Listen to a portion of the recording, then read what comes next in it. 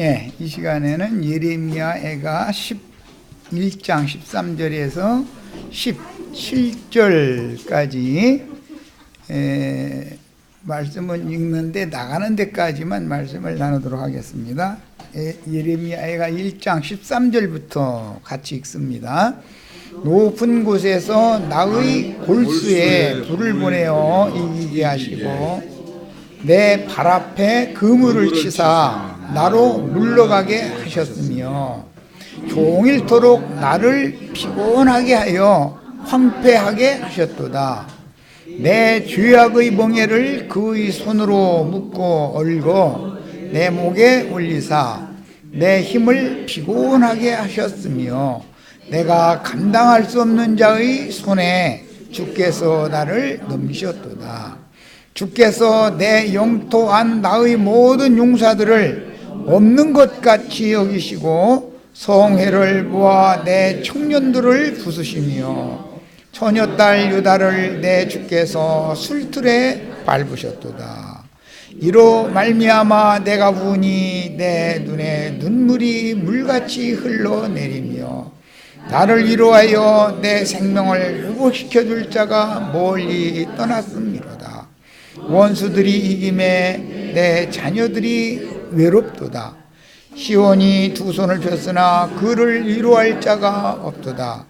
여호와께서 야곱의 사방에 있는 자들에게 명령하여 야곱의 대적들이 되게 하셨으니 예루살렘은 그들 가운데 있는 불결한 자가 되었도다 했습니다. 19로 되어 있기 때문에 한 단어 한 문장에 어마어마한 많은 의미를 이렇게 함축한 그런 내용이니까 이제 시가서라는 것은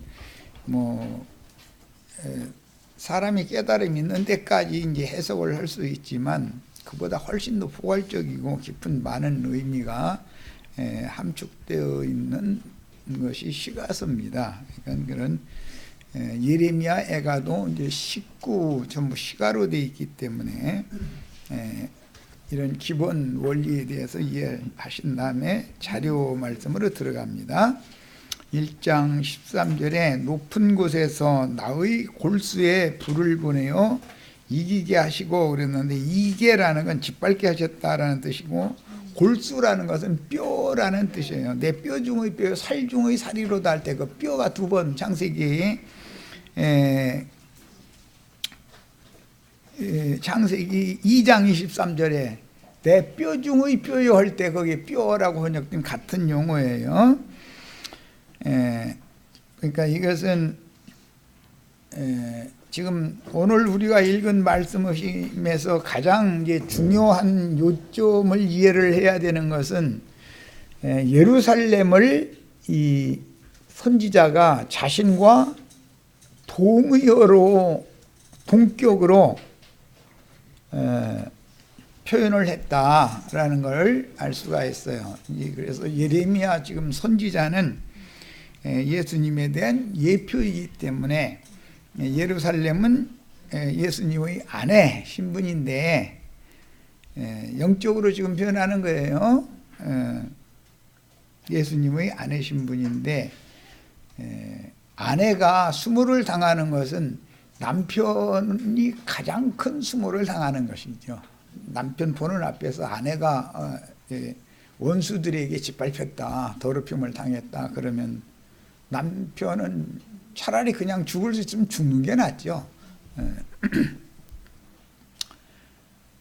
이런 건 이제 그 개념을 이해를 하셔야 돼요. 전부 1인칭 단수를 사용해서 나의 골수 또 나로 물러가게 하셨으며 나를 피곤하게 하셨고 내 죄악의 멍에를 또 내 목에 올리사 내 힘을 피곤하시고 내가 감당할 수 없는 전부 선지자가 주관적으로 자신과 예루살렘 성을 동격화해서 지금 표현을 했다. 이런 시가를 우리는 읽을 때 예수님과 예루살렘은 즉 그리스도와 교회는 한 머리와 한 몸이다, 부부관계다라는 것을 염두에 두시고 해석을 해나가는 거예요. 뭔 말을 하는지 아시겠죠?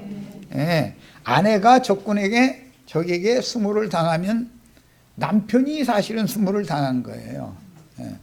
그런 개념인 거예요. 자, 그 다음에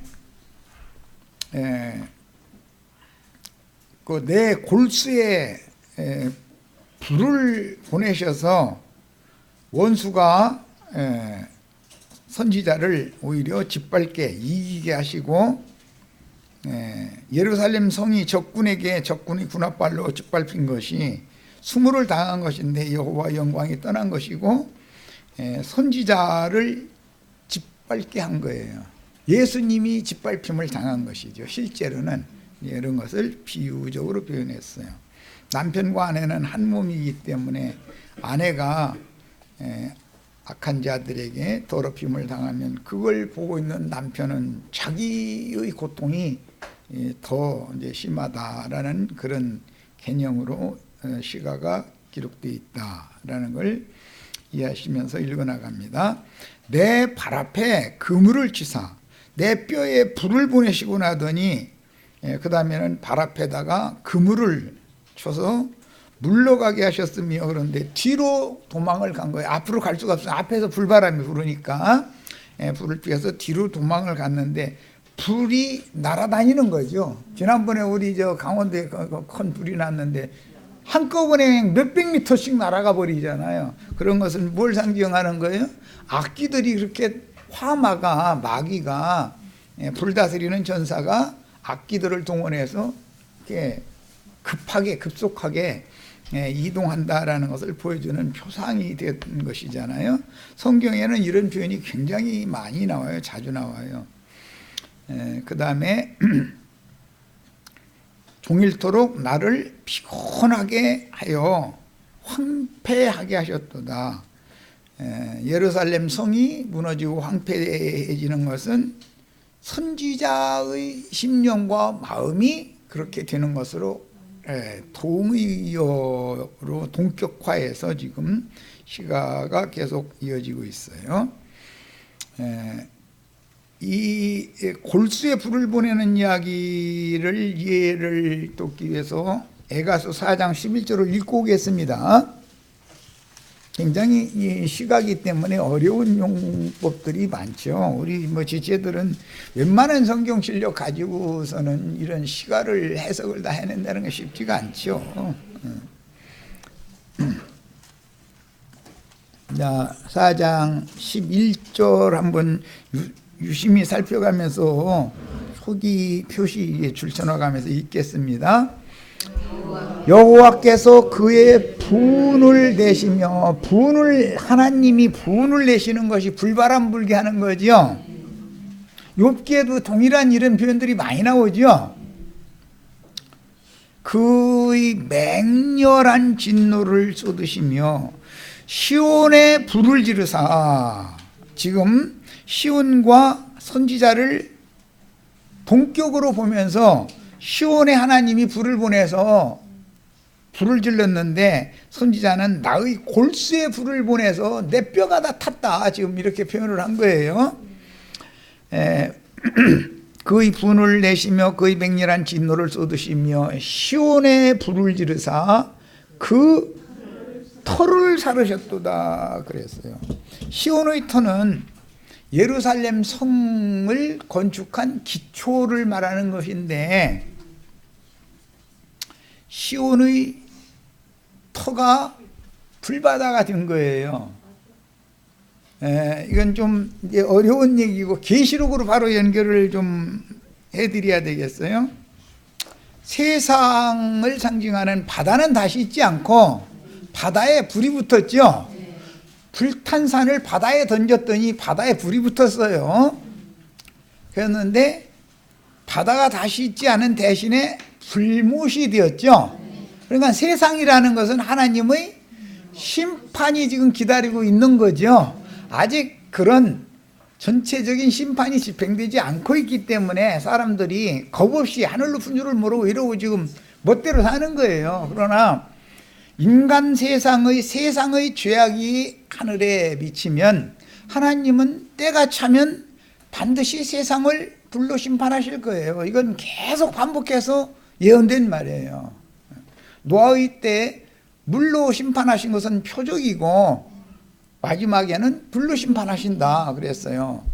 그런데 세상의 중심에 큰 음녀가 많은 물에 앉아 있죠. 바다의 중심에는 큰 음녀가 앉아 있죠. 그 큰 음녀는 원래는 시온성이어야 되고 하나님의 아내여야 되는데 짐승들의 아내가 됐잖아요. 자, 그래서 세상 심판의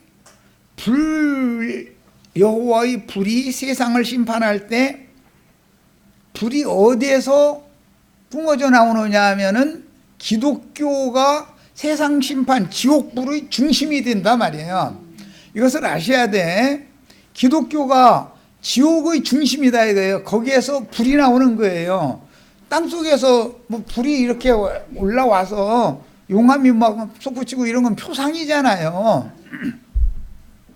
원래는 시온이라고 하는 것은 생수의 원천이, 즉 여호와, 생수의 원천이신 여호와가 그곳에 임재해 계셔야 되는 곳이잖아요. 생수의 원천은 예루살렘 성이단 말이야. 성전이고 왕궁인 거예요. 거기에서 여호와께서 말씀을 하시기 때문에 말씀이 모든 영혼들을 살게 하는 생수인 거거든.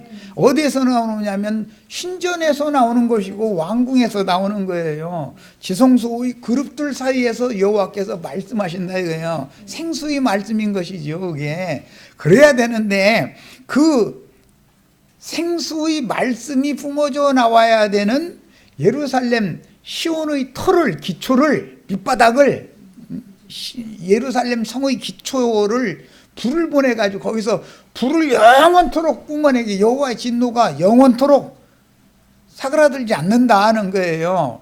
그래서 성경이 말하는 의도를 잘 아셔야 되겠어요. 기독교인들 오늘 이제 이런 말씀을 처음 듣는 분들은 아마 기겁할 거예요. 죽으면 지옥에 가지 말고 천당에 가야 되니까 여기로 오라 이러고 불을 지금 외치잖아요. 거기 가면 지옥 중에서도 중심부에 들어가는 거예요. 이런 원리를 아셔야 돼. 성경이 말하는 원리를 아셔야 된단 말이에요. 원래는 에덴의 동산의 중앙에서 생명수가 흘러나와야 되는 거예요. 그렇죠? 생수의 원천이 에덴 동산의 중심이잖아요. 중앙이잖아요. 이건 비유요. 그런데 원수가 에덴 동산을 점령을 해버리고 나면 하나님의 불이 거기에서 나온다 이거예요. 에덴 동산 중앙에서 생수가 나와야 되는데 불이 나온다 이거예요. 이게 시온의 기초, 시온의 털을 불사른다라는 말이 얼마나 중요한 말인지를 이 시가를 이해를 잘 하시기를 바라요. 성경을 이해할 때는 이런 기본 원리를 아시고서 성경을 읽어야 되는 거예요. 세상 나라가 영원한 불못이 되는 거예요. 그런데 영원한 불이 어떻게 어디에서 뿜어져 나오느냐 영원토록 여호와의 진노로부터 나오는 건데 여호와의 진노가 기독교계에서 여호와의 진노가 계속 영원토록 불바람이 거기에 불이 거기에서 솟구쳐 나온다 이거예요. 이런 것 보고 지옥이라고 그래요. 그러니까 이런 성경이 말하는 개념을 이해를 잘 하셔야 되겠어요. 이제 앞으로 이런 기본 관점을 가지고 성경을 보면은 많은 것들이 지금까지 우리가 생각하고 관념적으로 생각하고 있는 것과 달리 지옥도 천국도 중심은 하나님 자신이고 하나님 자신이 축복하시면 그게 천국이고 하나님께서 분을 내셔서 진노하시면 그게 지옥이 되는 거예요. 이런 개념을 잘 이해하시기를 바라요. 하나님의 임재가 있는 것이 시온이에요. 그런데 그것이 하나님의 저주의 처소가 되어버린다 이거예요. 하나님은 무턱대고 세상만 심판하는 게 아니에요. 원수를 갚는데 자기 백성들에게 원수를 갚는단 말이에요. 자기 백성들에게 하나님의 집에서부터 심판, 불을 하나님의 집에다가 보내는 거예요. 예루살렘 성에다가 로마 군대를 보내고 예루살렘 성에다가 바벨론 군대를 보내시는 것이지 이방 나라 어디다가 불심판을 먼저 하는 게 아니에요. 절대 그렇게 하시지 않아요. 왜? 하나님은 질투의 하나님이시기 때문에 사랑하시는 아내일수록 남편이 승질나면 가만 안 놔두죠. 지나가는 아주머니한테 괜히 승질낼 필요는 없잖아요. 남편이 누구한테 승질내요? 꺼지지 않는 불이 자기 아내에게 쏟아진다 이거예요. 그렇게 사랑했는데 배반을 당하면은 못 참는 거 아니에요. 하나님도 똑같다 이거예요. 질투하시는 하나님이다 이거예요. 이런 기본 개념을 잘 이해를 하셔야 되겠어요. 우리 부부들 사이에서는 질투하는 남편 조심하셔야 돼. 그러니까 괜히 아내는 승질 내봤자 입으로 이렇게 하다가 몇 년 지나면 우려 먹을래 뭐 나중에 약발이 안 받으니까 이제 몇 년 지나고 나면 우려먹도 못해 더 이상은. 그런데 남편은 참다 이건 아니다 싶고 딱 결단하면 결단해버리는 거거든. 남자라는 것은 이런 것은 하나님의 성정은 남자에게 오기 때문에 그래서 그러는 거예요. 교회는 어머니이기 때문에 여자의 성정은 교회가 가지고 있는 것이고 인성을 가지고 있는 것이고 하나님은 신성을 갖고 있기 때문에 신성이라는 건 과감하고 결단력 있게 하는 것이거든요. 남자는 특징이 그거잖아요. 이런 것을 잘 이해를 하셔야 돼. 성경이 말하는 의도를. 그래서 그 남편 너무 거슬리고 남편 입에서 불바람 불어대게 이렇게 하시면은 집안 풍비박산 나는 거지 뭐. 끝나는 거지 뭐. 세상 사는 하나의 표상이다. 하나님이 그렇게 사랑하시고 아끼고 자기 모든 것을 다 바쳐서 했는데 결과가 이렇게 되니까 생수의 원천이 되어져야 되는 시온이 하나님의 진노의 불이 뿜어져 나오는 영원토록 뿜어져 나오는 원천이 진노의 유황불 꺼지지 않는 유황불 모서의 중심이 된단 말이에요. 그게 기독교에 대한 심판인 거다라는 걸 아셔야 되겠어요. 오늘 이런 말씀만 깨닫고 가도 우리 인생이 바꿔지는 거예요. 성경을 보는 관점이 바꿔지고 하나님이 당신의 교회를 얼마나 사랑하시는지에 대해서 이걸 알아야 돼. 그러나 그분의 사랑을 배반했을 때 하나님은 질투의 하나님이기 때문에 질투의 불을 내뿜으면은 교회가 불바다 되는 거지 뭐. 예루살렘 성이 불바다 되는 거예요. 비유요. 자, 이미 선포하신 말씀대로 사랑하던 자기 백성들과 영광의 성에 대하여 형벌을 집행하신 그분의 진노의 불을 내려 보내시어 내 뼈를 관통하게 하시고 내 발 앞에 그물을 치사 뒤로 도망가는 도주하는 나를 종일 피곤하도록 추격하여 기진맥진하게 하셨도다. 즉 뼛속에까지 병들게 만들었다. 문자대로는 그런 표현이에요. 그런데 우리 한글 번역을 내가 해설 그 부분에다가 직역을 해드린 거예요. 무슨 말인지 이제 충분히 아시겠죠? 하나님은 사랑하시는 아내의 배반을 당하면은 배반을 하는 것도 오래 참고 기다려 주시죠. 그래서 선지자들을 또 보내서 이제라도 회개하고 돌아와라. 집으로 돌아와라. 네 남편한테 와라. 나는 변함없이 너 사랑한다. 너는 네가 나가서 바람핀 거 내가 다 알지만 없던 걸 할 테니까 그냥 와라. 그런데도 영 끝내 우기고 지길로 계속하면은 이렇게 한다는 거예요. 지옥 했었지만 지옥이 자기네들이 지옥 본부에 있으면서 지금 이런 이치를 너무 모르다 보니까 죽은 다음에 저기 땅속 어디 사흘 동안 파고 들어가면 지옥이 있고 뭐 하늘로 막 어디로 높은 데로 올라가면 그 셋째 하늘 거기 좋은 데가 있고 이렇게 가르치는 이게 얼마나 황당한 사람들이냐 이거예요. 하나님이 자기 피로 사신 구속하신 백성들을 사랑하고 은혜를 입혀주시고 돌봐주시고 그렇게 하면 그 상태가 천국이에요. 하나님이 화가 있는 대로 머리끝까지 나가지고 이제는 내가 더 이상은 난 못 참겠다, 내가 분해서 못 살겠다 하고 하나님이 불을 뿜어내면 불다스리는 천사 보내가지고 다스려버려. 그래서 불다스리는 천사 보내시면은 세상은 지옥이 되는 거예요. 그런데 그 지옥의 중심이 뭐냐? 주님이 세상보다도 더 사랑하는 건 교회지요. 교회가 이방신과 너무 음행을 너무 심히 하고 돌이키지 않으니까 결과적으로 이런 결과가 온 거다, 이런 말이에요. 그래서 이제 이런 시가서를 해석을 하고 설명할 때는 계시가 없으면 이 시가서라는 건 해석하기 어려워요. 많은 것을 포함하는 의미를 가지고 있으니까. 자, 선지자는 예루살렘이 적군에게 정복당함으로 유다 왕국이 멸망하는 것을 목도할 때 자신의 뼛속까지 하나님의 진노가 스며들어서 영광의 소망이 끝나고 피할 수 없도록 죽음으로 내몰림으로 살려고 도망하려 해도 앞에서 불이 나를 엄습하면 최선을 다해서 도망가죠. 그런데 불이 날아가는 속도가 내가 뛰어가는 속도보다 빠른데 어떻게 할 거냐 이거예요. 지금 그 말이에요. 그런 거 인생사에서도 경험해 볼 수 있죠.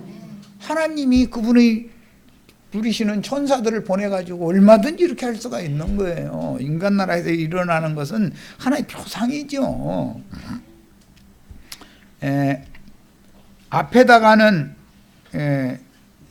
앞에서는 불을 보내시고 뒤로 돌이켜서 도망가니까 어디로 도망갈 것을 미리 딱 아시고 피할 수 없는 곳에 금을 딱 쳐놓고는 잘 왔어 이놈 하고서는 딱 낚아채버린다, 이런 말이에요. 이런 경우를 이제 하나님의 손에 빠져들어갔다 이렇게 표현하죠. 우리 인생이 하나님의 손에 빠져들으면 온막달싹 묻어지요. 앞을 봐도 옆을 봐도 뒤를 봐도 내가 움직이면 나만 더 조여지잖아요. 하나님 얼마든지 이럴 수 있죠. 뭐예요? 꼼짝 말고 가만히 있어 이놈아 하고서 굴복 딱 하고 눈물을 감싸 주님 내가 교만했고 내가 잘못했습니다. 내가 잘못했습니다 하고 눈물 흘릴 때까지 조여버리는 것이거든. 그때 드디어 사람은 위를 바라보게 돼 있다 이거예요. 앞이나 좌우나 뒷면에 모든 것이 딱딱 막혀야 위를 바라보지, 안 그러면 사람이 길이 얼마나 강한지 몰라. 만물 때가 되면 딱딱 꼽힐 때 되면 꼽히게 만들고 다 만물 다스리는 것은 하나님이 그냥 말씀만 하시면 다 돼버려. 그런데 인간한테는 말씀을 계속해도 안 들어. 인간 다루어 먹는 것이 제일 힘들죠. 지나가는 아저씨들 다루어 먹는 것이 힘든 게 아니라 내 집에 있는 아내, 내 자식들 이게 다루어 먹는 것이 이게 쉬운 게 아니에요. 아내 입장에서 보면 내 남편 다스려 먹기가 힘들지 지나가는 아저씨 무슨 상관이 있어. 무슨 짓을 하거나 말거나. 항상 그런 거예요. 이런 이치를 하셔야 돼.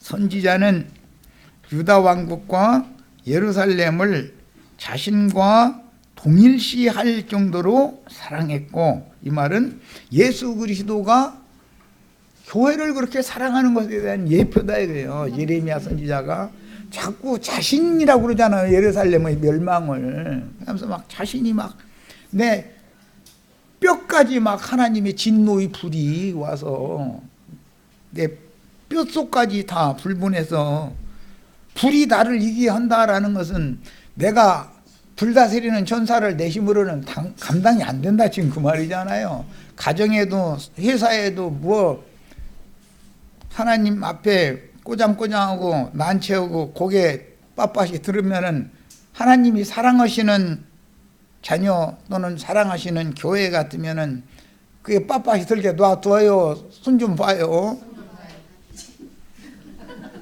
하나님이 손이 얼마나 두려운 거를 배워야 되는 거예요. 인생사에서도. 그래서야만 세상살이도 함부로 할 수 없는 것이고, 그건 비유라. 교회 생활이라는 것이 얼마나 질서가 어미한가, 하나님의 손이 얼마나 두려운 거를 배워야 된다 이거예요.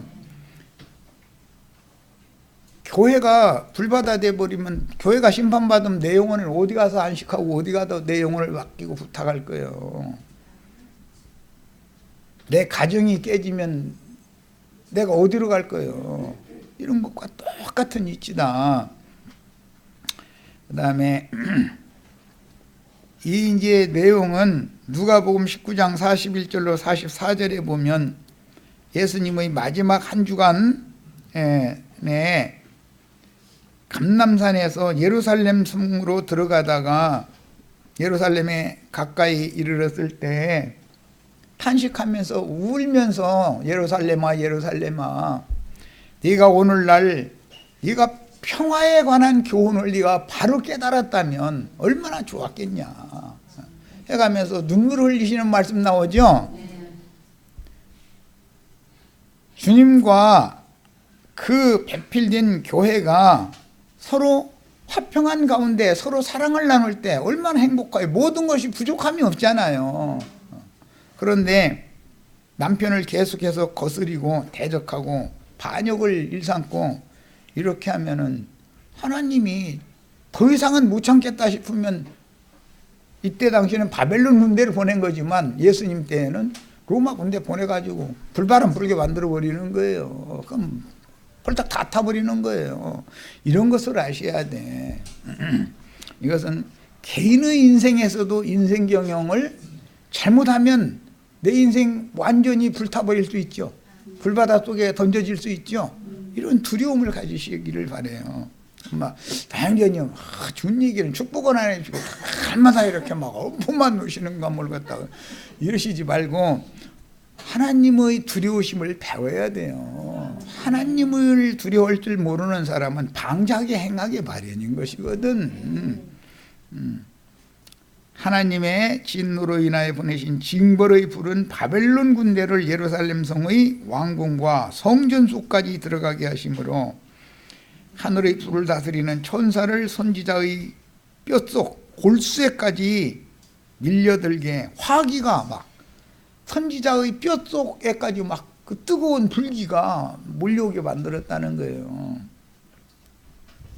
모든 생명의 근원은 어디에서 만드는지 아시겠죠?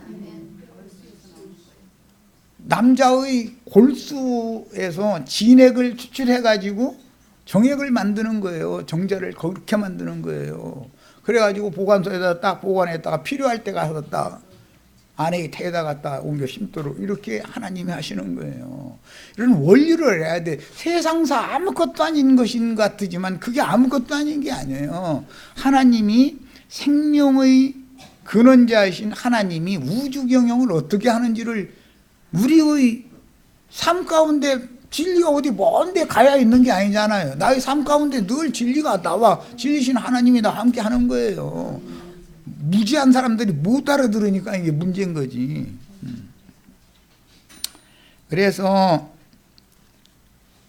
하나님의 진노를 이제 진노의 불을 보내실 때는 뼈를 관통에 들어가 가지고서 골수에까지 불먹게 만든다는 거예요. 그러면 거기 생명의 원천이 남편의 골수인 건데 그게 다 하나님이 불이 더위 뜨거움이 불 먹었으니 거기서 무슨 놈의 생명의 역사가 일어날 거예요. 자, 이미 예언하신 대로 하나님이 보내신 심판의 불의 뜨거운 기운이 선지자의 골수에 차도록 밀고 들어온 것으로 비유하였습니다. 또한 올무의 그물이 도망가는 그 뒷걸음질 쳐서 지금 도망가는 중인데 그 앞에 쳐 있다라는 것은 그 당시 왕족들과 제사장들 예루살렘의 방백들이 그 누구도 도망할 수 없고 도리어 뒷걸음질 쳐서 막다른 궁지에 몰려 적군에게 붙잡혀서 죽거나 포로 신세가 될 수밖에 없게 하셨다라는 뜻이니 개인적으로도 하나님을 거스르고 대적하는 짓을 계속할 때는 이런 형벌을 당할 수가 있다. 내 가정에 이런 어려움이 온다든지 나의 삶에 이런 어려움이 오면 함부로 그래도 깨닫지 못하고 함부로 계속 제 길로 가고 자기 고집 부리면은 버려버릴 수도 있는 거예요. 완전하게. 이런 말씀을 통해서 다 경각심을 가지시기를 바라요. 본문에서 적국이 예루살렘의 왕족들과 제사장들과 기득권자들을 이기게 하셨다는 19 히브리어의 라다라고 하는 이 용어는 짓밟다, 정복하다, 이제 왕, 뭐 치리 이런 여러 가지 단어로 번역이 되는데, 그런 이 라다라고 하는 용어는 바벨론 군대가 예루살렘 성을 무자비하게 정복하는 모습을 보여주고 선지자의 영혼이 악한 영들에게 짓밟힘을 당하는 모습으로 비유한 19이다. 이것은 예루살렘이 멸망할 때 예수님이 이만큼 고통스러웠다는 거예요. 자기 아내가 원수들에게 그렇게 더럽힘 당하고 짓밟힘 당하는데 남편이 그걸 보고 아무렇지도 않았다면 사랑하지 않는 관계였다는 뜻이죠. 계시록 11장에는 그리스도의 종들인 두 증인들을 무저갱에서 올라온 짐승들이 이기게 하셨고, 사도들과 선지자들과 성도들을 짐승들이 이기는 것은 육신의 몸을 죽이는 것이고, 증인들은 육의 몸이 죽음으로 영으로는 승리하고 승천을 하게 했다. 이 문제는 다음에 더 충분히 이제 긴 설명이 필요하기 때문에 하도록 하고 넘어갑니다. 14절, 내 죄악의 멍에를 그의 손으로 묶고 얽어서 내 목에 올리사, 하나님이 사람을 붙잡아 가지고 그 사람의 죄과에 대해서 사실조사를 다 하고 그 죄과를 낱낱이 다 지금 신문하는 거예요. 속일래야 속일 수도 없어요. 꼼짝 못하는 거예요. 이렇게 해서 들려가지고서 하나님의 심판대 앞에 딱 이렇게 쓰면, 내 힘을 피곤하게 하셨으며 내가 감당할 수 없는 자의 손에 주께서 나를 넘기셨도다. 이때 당시는 예레미야 선지자가 감당할 수 없는 자의 손에 결박당해가지고 끌려가서 검사 앞에 딱 무릎을 꿇게 해놨다, 그런 말이에요. 지금 검사는 사탄이죠. 비유예요. 예수 그리스도는 보혜사, 변호사예요.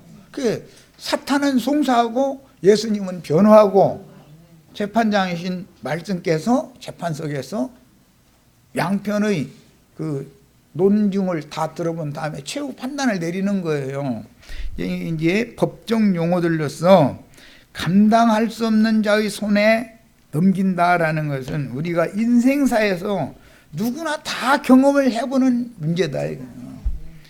어떤 문제가 있을 때 내 힘으로 이것을 넘겨뜨릴 수 있는 것도 있고, 아무리 내가 있는 힘을 다해도 이 문제를 헤쳐나가거나 해결할 수 없을 때를 당할 때가 있죠. 그것이 야곱이 야복나루터에서 천사와 눈물을 흘리면서 밤새도록 씨름을 했다고 했어요. 야곱이 아무리 기질이 강하고 힘이 세도 하나님의 사자를 무슨 재주로 이기겠어요. 야곱도 대단한 사람이었기 때문에 날 살라고 그러니까, 야, 나 갈 시간 됐다, 야, 나 그냥 가야 되겠다. 그러니까 그냥 가시면 되냐고.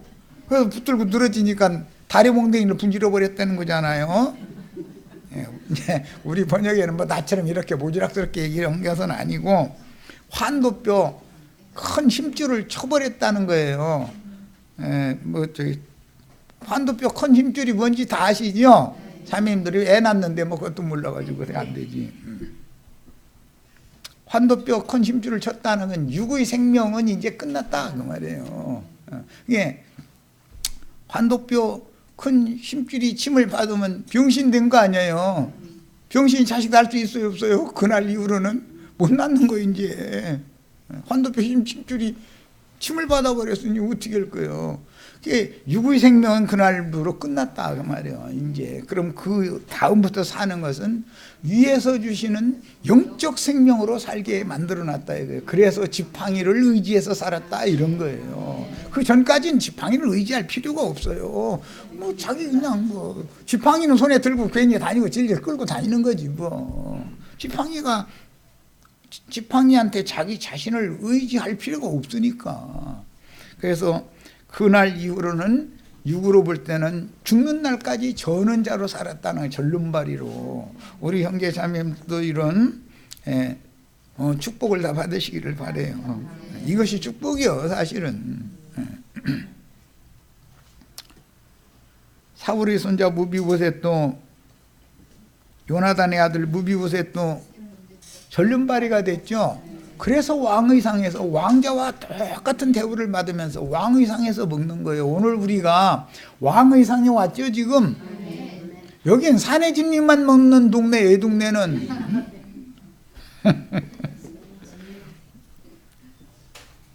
예수 그리스도께서 우리들에게 원수의 목전에서 이런 좋은 사내 진미를 진수성찬을 차려놓고 상을 베풀어 주신 사실이 꼭 믿어지셔야 되겠어요. 이것은 계시로나 알 수 있는 문제예요. 사람의 말로 이래라 저래라 한다 해서 되는 게 아니죠. 신앙이라는 건. 본문에서도 선지자는 예루살렘과 유다의 죄악과 징벌을 자신과 동의어로 의인화하여 애가로 표현하고 있는데 내 죄악의 멍에를 예루살렘의 죄악이 선지자의 죄악이죠. 이것은 교회가 잘못되면 인도자의 책임이다 이거예요. 당연히 어떤 가정에서 가정에 어떤 문제가 오면 책임은 누가 져야 돼요? 당연히 남편 가장이 책임지는 거예요. 가장이 당신이 그랬다고 아내한테 팔미려면 안 되는 거예요. 가장이면 떳떳하게 하나님 앞에서 주님 내가 내 가정을 제대로 다스리지 못했기 때문에 오늘날 결과가 이렇게 됐습니다. 내가 잘못했습니다 하고 책임을 딱 지면은 주님께서 가정을 회복시킬 수 있지만 저 아내가 이렇게 했다고 아담처럼 당신이 주신 저 여자 때문에 먹었어요 어쩌여서 사실은 사실이지만 그 남자로서 인정을 못 받는 거예요. 가장의 자격이 없는 거죠. 가장은 가정으로서 자기 가정사의 최종 책임자는 그 사람이잖아요. 회사에서 최종 책임자는 사장님이죠. 교회에서는 교회를 인도하는 위임을 맡은 인도자가 교회에 어떤 문제가 있으면 최종 책임을 주님 앞에서 딱 져야 된다 이거예요. 그만큼 성경이라는 것은 인도자의 책임을 중요하게 여기는 거예요. 그 대신 가족들은 가장에게 순종해야죠. 가족들이 툭 하면 그냥 남편한테 막 이렇게 했었고, 이렇게 하면 난 이제 몇십 년 전에는 이렇게 하려고 내가 딱 잡아가지고 가위 가지고 있다가 이거 똑 자르라고 내가 그랬는데 다시는 이거 무더겨 만들어야죠. 그러고서는 그거 이렇게 하지 말고 이렇게 하게 만들어야 되잖아요. 이게 권위예요. 하나님께서 남편에게는 그런 권위를 맡겨놓는단 말이야. 그게 남편이 머리인데 함부로 행하면 안 되죠. 모든 게 질서대로 하는 거예요. 하나님이 정한 질서를 인간은 절대로 거슬릴 수 없어요. 거슬리면 나만 답답해. 자, 그 손으로 붙고 얽어서 선지자의 목에 매게 하여 선지자를 피곤하게 하셨다고 슬픔을 표현한 말은 예수님이 감람산에서 예루살렘을 내려다보시며 우시면서 탄식하신 안타까운 심정을 떠오르게 합니다. 여호와께서는 예루살렘과 유다의 범죄들을 오랫동안 지켜보고 계셨지만 오래 참으시며 선지자들을 부지런히 보내어 경고하게 하심으로 돌이키기를 기다리셨으나 누적해온 죄악이 하늘에 미치니 이제는 징벌을 내릴 수밖에 없으나 선지자가 아프고 고통스러운 것처럼 하나님의 심정이 그렇다는 것이다. 그것은 뭐 내가 지금 이제 가정의 예로 들어서 회사의 예로 들어서 뭐 사회나 국가 모든 면에 다 적용이 되는 거예요. 이거는 내가 감당할 수 없는 자의 손에 주께서 나를 넘기셨도다 그랬는데, 선지자가 감당할 수 없는 자인 바벨론 왕의 손에 맡겨서 징벌하시는 것은 예루살렘과 유다의 죄악을 엄히 추궁하시는 하나님께서 패도한 예루살렘과 유다 왕국에 대한 징벌의 도구인 몽둥이로 바벨론의 세력을 쓰신다라는 뜻이다. 하나님은 얼마든지 사람을 징치하기 위해서 짐승들을 쓰실 수가 있다. 더구나 짐승 중에서도 포악한 들짐승을 보내면 사람이 포악한 들짐승 이길 수 있어요, 없어요? 못 이겨요. 밀려 죽는 거지, 찢기는 거지. 자, 이제 15절입니다. 주께서 내 영토 안 나의 모든 용사들을 없는 것 같이 여기시고. 그러니까 참 주님께서 이스라엘 왕국의 왕들에게 함께 하셔서 하나님이 왕권을 지켜주실 때는, 힘을 하나님이 실려주실 때는, 왕에게 실려주실 때는 왕의 명령이 서기 때문에 거슬리는 자가 없고 전 국민이 일사불란하게 움직일 수가 있어요. 그런데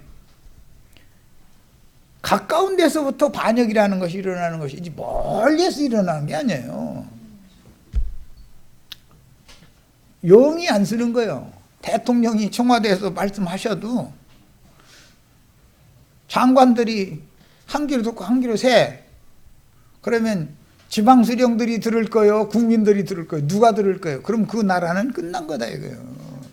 이런 방식으로 가장은 가장으로서의 구원이와 가장으로서의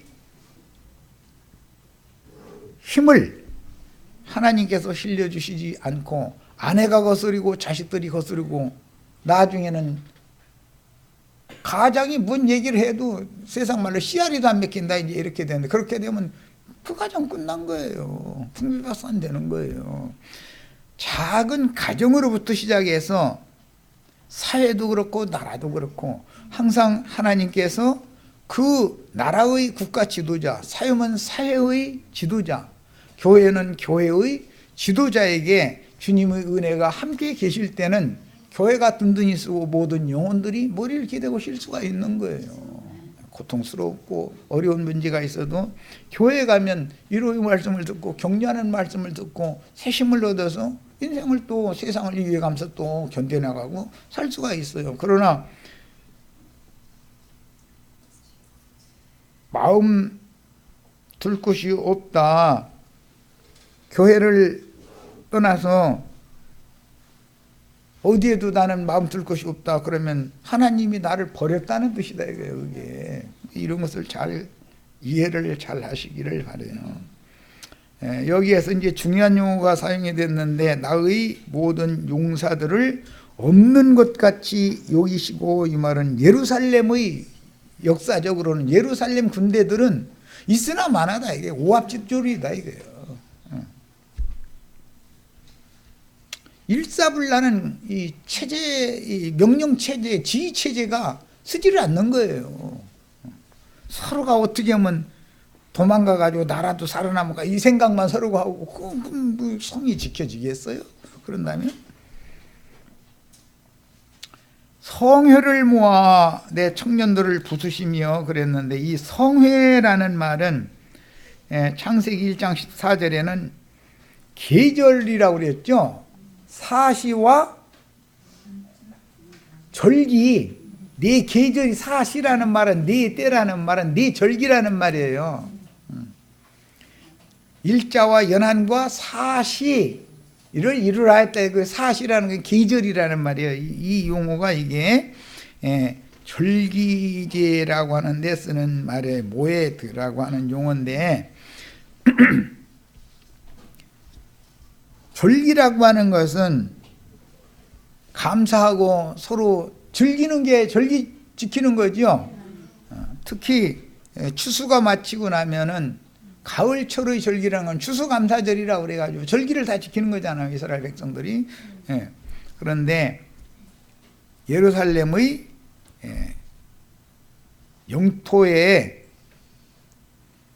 적국이 와가지고 예루살렘이 동사에 써서 지어놓은 거, 이스라엘이 동사에 써서 지어놓은 거 적군이 다 뺏어가 버리는 거예요. 강탈당해 버리는 거예요.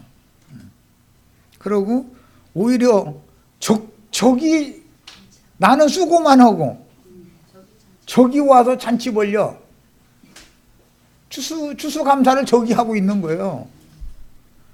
이것이 저주다 이거예요.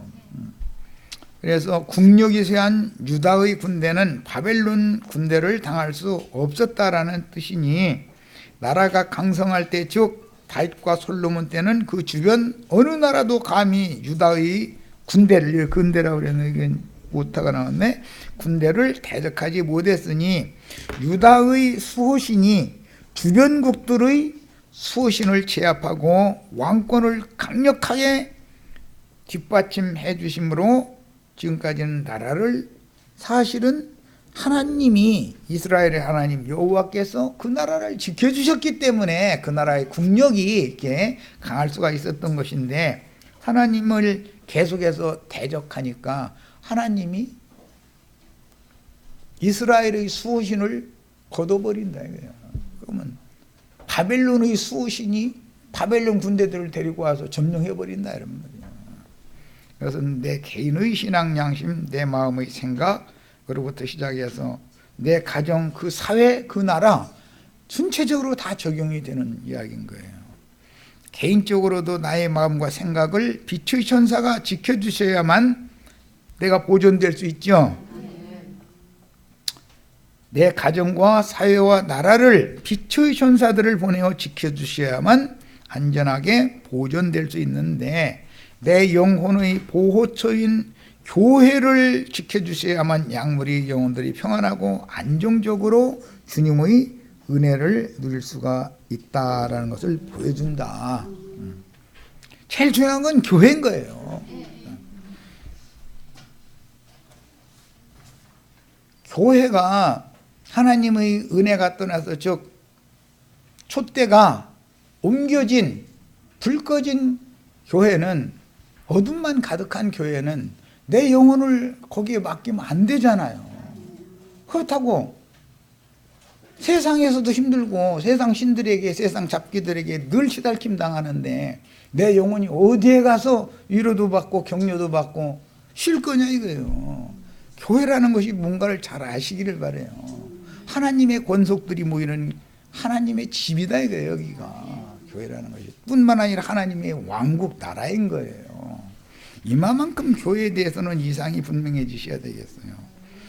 교회 안에서 악한 영의 역사로 인한 분란이 일어나고, 특히 인도자에 대한 반역이 일어날 때 인도자에게 하나님의 은혜가 떠나면 교회는 풍비박산이 될 수밖에 없고, 약물이는 식물과 쉴 곳을 찾아서 헤매다가 다행히 하나님의 은혜 아래에 있는 빛의 사자를 만나면 복이 되지만, 오히려 그것이 파손된 교회에서 떠나서 누구를, 은혜 안에 있는 하나님의 종을 만날 필요가 있는 사람에게는 그게 복이죠. 그렇지만 반대의 경우가 얼마든 있을 수가 있기 때문에 그때는 377차를 찾는 두루도는 마귀의 밥으로 잡혀갈 위험도 있는 것이다 이거예요.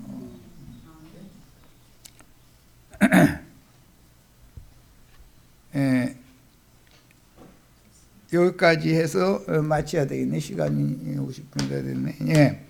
나머지는 다음 시간에 말씀을 더 이어나가도록 하겠습니다. 오늘 자료해드린 건 집에 가셔서 잘 읽고 다음 일요일 날 3페이지 하단부터 말씀을 더 나누도록 할 겁니다. 자, 마칩니다.